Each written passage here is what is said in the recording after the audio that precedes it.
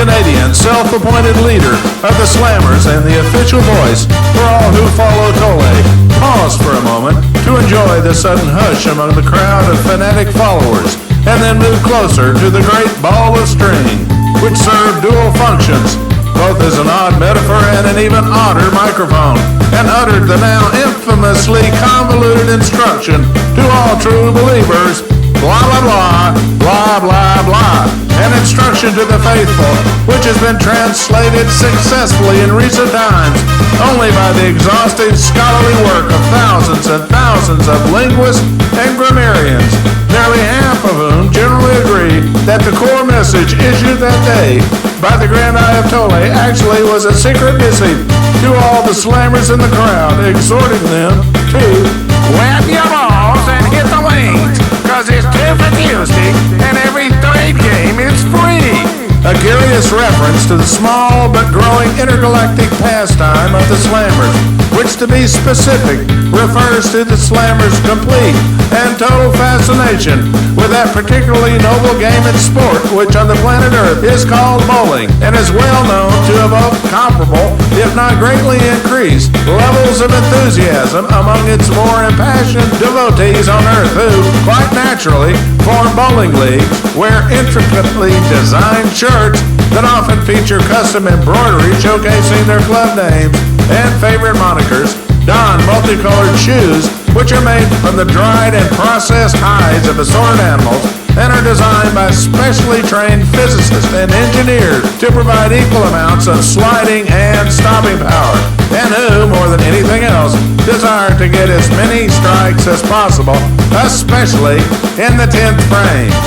The recent strikes of another type, made by the Slammers in their assault on the planet Ranivir, have been more successful than the Grand Eye of Tole had dreamed possible. And while the victory was something for all Slammers to relish, the simple fact of the matter was that none of the Slammers was able to relish much of anything, since one only became a Slammer by succumbing completely to the elaborate and ever-present brainwashing that transformed otherwise good and sensible people into Slammers, something the Grand Eye of Tole knew far too well, since he was the one who devised the various brainwashing procedures and techniques that made it possible to control and to manipulate his fanatic followers, the Slammers.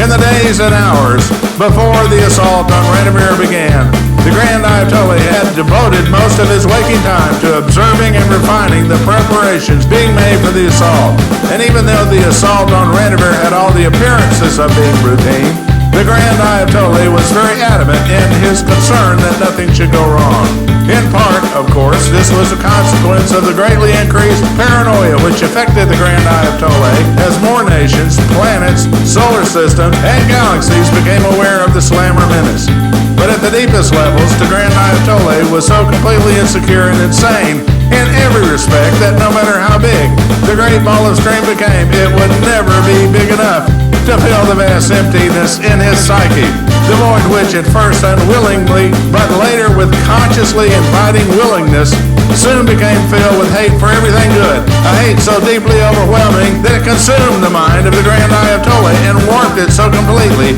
that the Grand Eye of Tole became different, transformed both internally and externally in ways that range from the subtle, such as his need to do everything 3 times, no more, no less,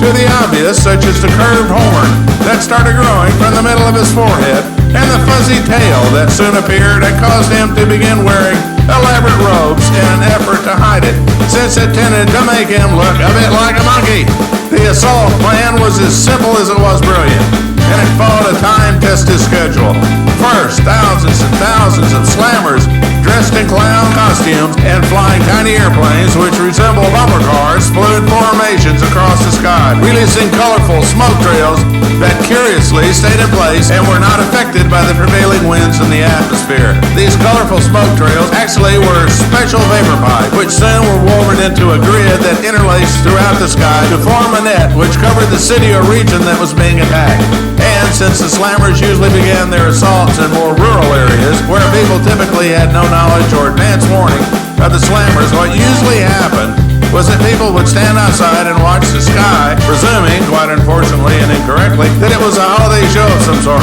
even though this was no holiday show, and its purpose was dangerously simple.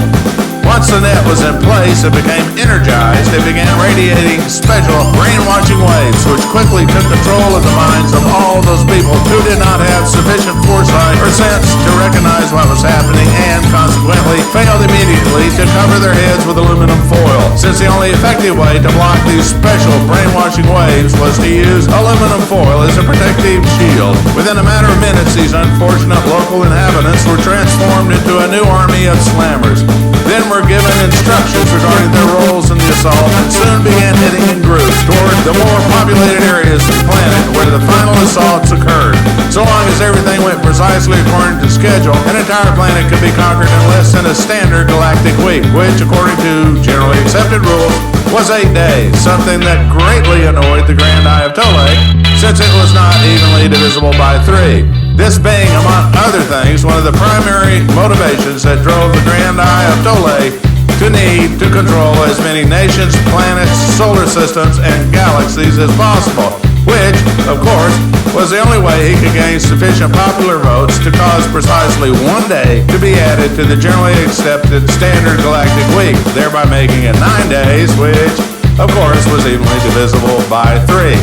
Over the course of history, there have been many wars fought for a variety of good, bad, and remarkably silly reasons. But since this particular war was being fought over the definition of the generally accepted standard galactic week, then the final analysis placed it in a position somewhere between bad and silly overall, especially considering that very few of the inhabited planets of the universe even knew about the generally accepted standard galactic week, let alone gave it any thought or credibility in practice.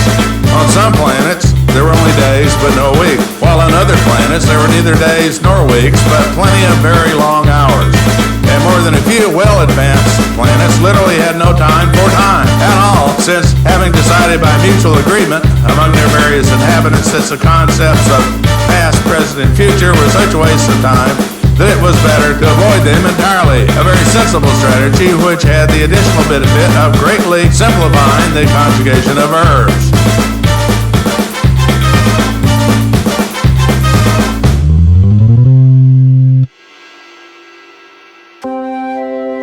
When the first wave of the assault on Ranivir began, Professor Dave Darkstone, noted astrophysicist and gravity generator expert, was on Ranivir visiting his family and relatives for the holidays.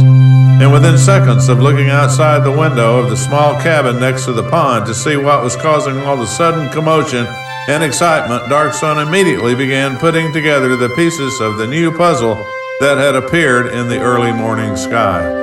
Having a pair of binoculars handy, since he was an avid bird watcher, Darkstone focused his gaze through the window onto the little airplanes that were flying in formation across the sky, and found it more than a tiny bit strange that the little airplanes were being flown by clowns, which was only slightly less strange than the fact that the little airplanes looked like the bumper cars one might find at a carnival or an amusement park. Smoke trails left behind by the little airplanes were very colorful, which increased the surreal aspects of the aerial display. But what most disturbed Darkstone was observing the smoke trails staying in place rather than being scattered by the prevailing winds that he knew were present in the lower atmosphere at this time of year on Ranivir. Giving the matter a few more moments of additional thought, Darkstone quite sensibly decided that the winged armada of clowns flying little airplanes, which resembled bumper cars and emitted colorful smoke trails, was entirely too strange to be explained by anything that made the least bit of sense in terms of being any type of holiday extravaganza he had ever seen. Consequently, Darkstone had a sudden realization that something might not be entirely right about what he was seeing in the sky so early in the morning. And although he had never actually used aluminum foil as a protective mind shield, he had read about it in various science fiction books and soon recalled listening very recently to a broadcast that had explained how aluminum foil could be used as a mind shield to provide protection against certain types of brainwashing waves. Hence, it was in this way that Darkstone put together the pieces of the strange puzzle and decided to cover his head with aluminum foil, an action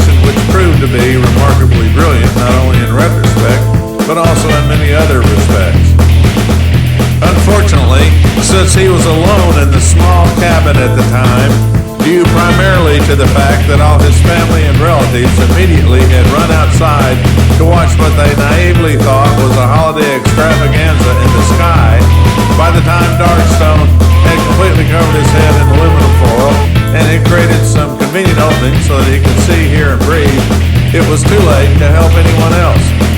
Nearly so quickly as all his family and relatives had run outside and subsequently had become mesmerized by the undulating, brainwashing waves emanating from the now completed net, which was suspended overhead colorfully in the morning sky, they all assembled into a tight group and began marching toward the nearby town while mumbling something almost incoherently about stealing our dreams, our women, our country western music, and local control of our bowling league.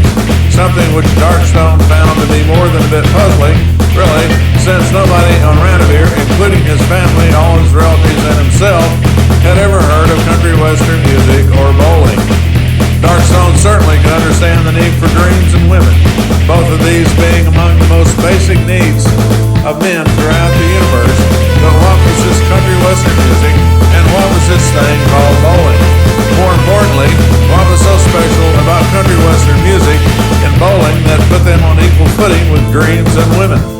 Since no answers to these questions immediately came into his mind, and considering that this certainly had all the markings of a truly strange morning, Darkstone filled his backpack with food, water, an extra roll of aluminum foil, and his binoculars. Then grabbed his fishing pole and lures, jumped into one of the nearby boats, and rowed to the middle of the pond which adjoined the front yard of the small cabin, and started fishing while simultaneously taking the opportunity to ponder everything that had happened so far on this very unusual holiday morning. After a short time, during which Darkstone had begun to form the foundation and hypothesis regarding the various ways that aluminum foil might function as a protective mind shield, a clown flying a bumper car zoomed over the pond where Darkstone was enjoying this quiet interlude as he attempted to determine whether it continued to be necessary for him to keep his head covered in aluminum foil. As the flying bumper car made a second pass over the pond, the clown leaned over the side of the cockpit and shouted to Darkstone, blah, blah, blah, blah, blah, blah, or so it sounded to Darkstone at the time. Then the clown looked at Darkstone and gave him a thumbs-up sign, honked his horn, and disappeared over the treetops that surrounded the pond. Suggesting that Darkstone was dumbfounded by this surely would be reasonable, but he was more than dumbfounded really, and the simple fact of the matter was that his curiosity was more than a tiny bit piqued. Consequently, since these were the holidays and Darkstone was in a festive mood, he decided to row back to the small cabin where he could try to get some sensible information from the radio that he always kept handy just for times like these.